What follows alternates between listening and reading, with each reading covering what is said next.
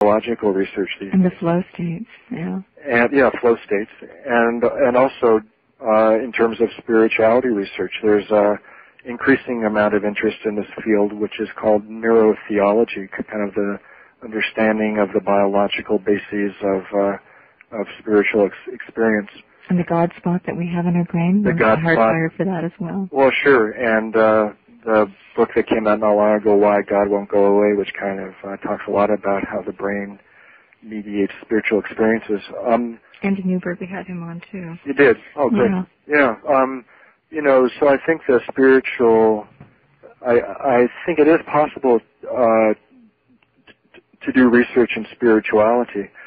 It's an interesting issue, though, in terms of turf and territoriality and ownership of How so? Of fields.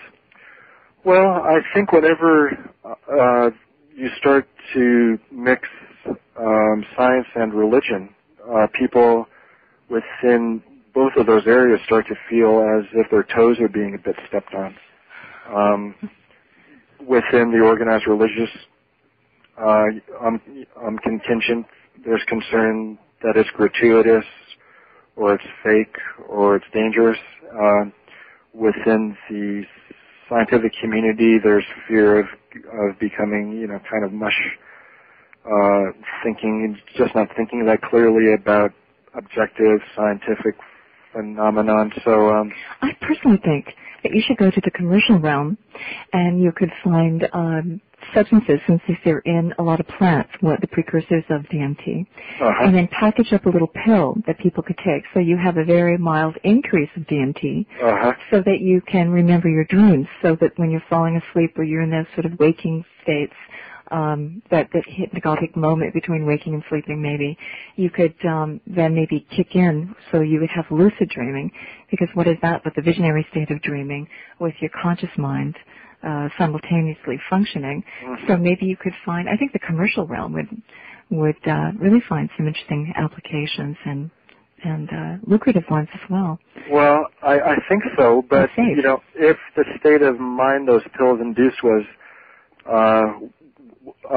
were too extreme, then obviously they would, start coming under the scrutiny of some of the regulatory boards. Just a kick, just a little natural, and something that nature knows how to deliver these doses. I think, either through your spiritual practice or your natural production thereof.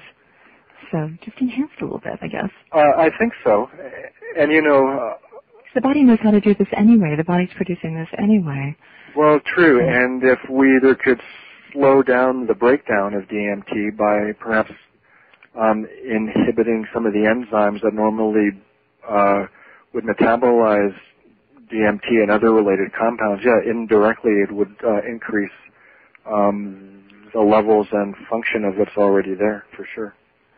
Or have institutes where people check in for a couple of weeks a year and just do deep soul work, so that you live your life better the rest of the year, more productively, more happily, more balanced.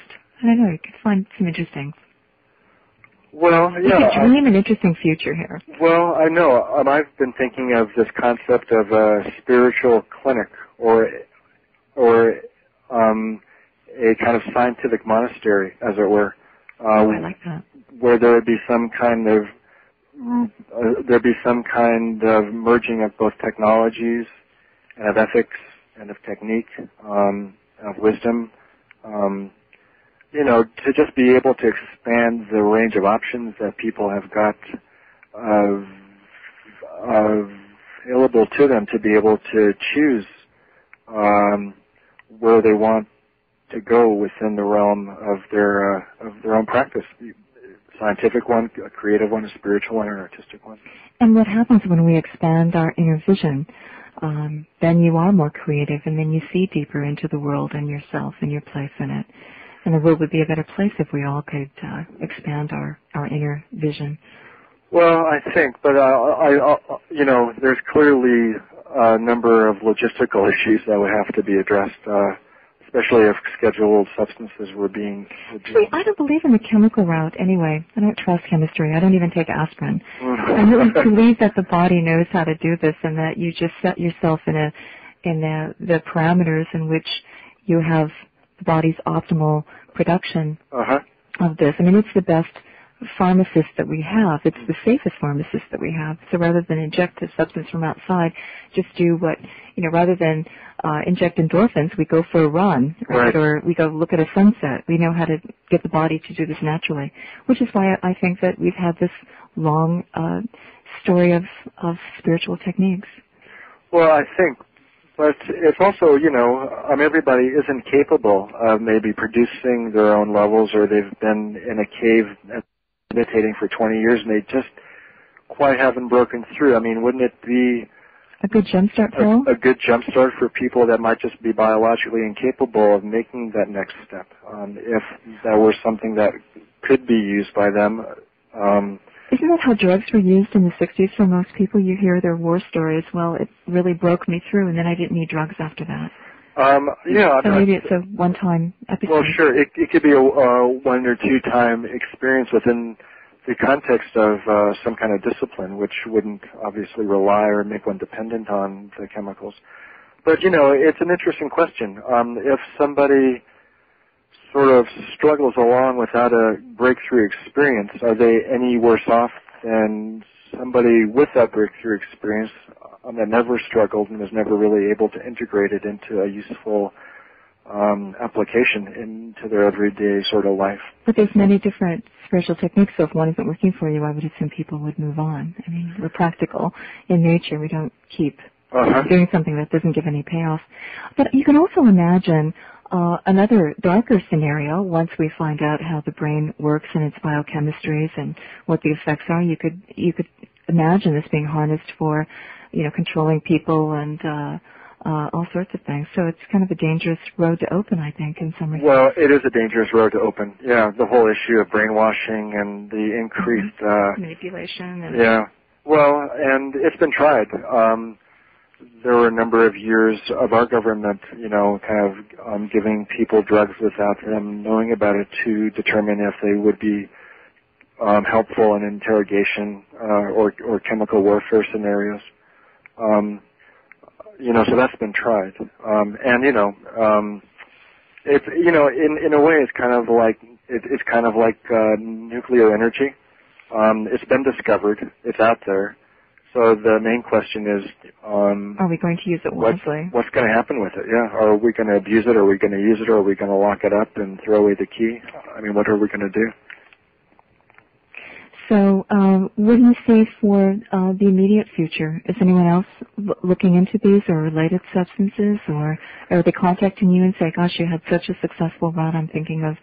do you hear from... What's the response from the scientific community looking into these matters? It's been pretty muted. It's been pretty low-key. Yeah, and even as I was doing the studies, my scientific colleagues were kind of amused about, those drugs.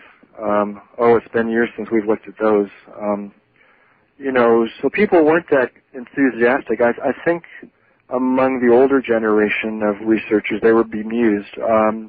Within the younger generation of researchers, they were pretty unfamiliar with the first wave of human research, and they were curious, but they weren't that curious just because of the high risk involved in giving the drugs and the amount of work that went into actually getting the protocols approved and funded. So on both counts, people weren't really that eager to jump on board or to join me in Albuquerque to pursue this work. I've gotten a lot more feedback from the lay community, and I would estimate that close to half of the correspondence I've gotten after my book came out have been stories from people that have told me of spontaneous experiences which replicate a lot of the reports of our volunteers, which kind of supports my thinking about that spontaneous release of DMT is behind a lot of these naturally occurring visions, mystical states near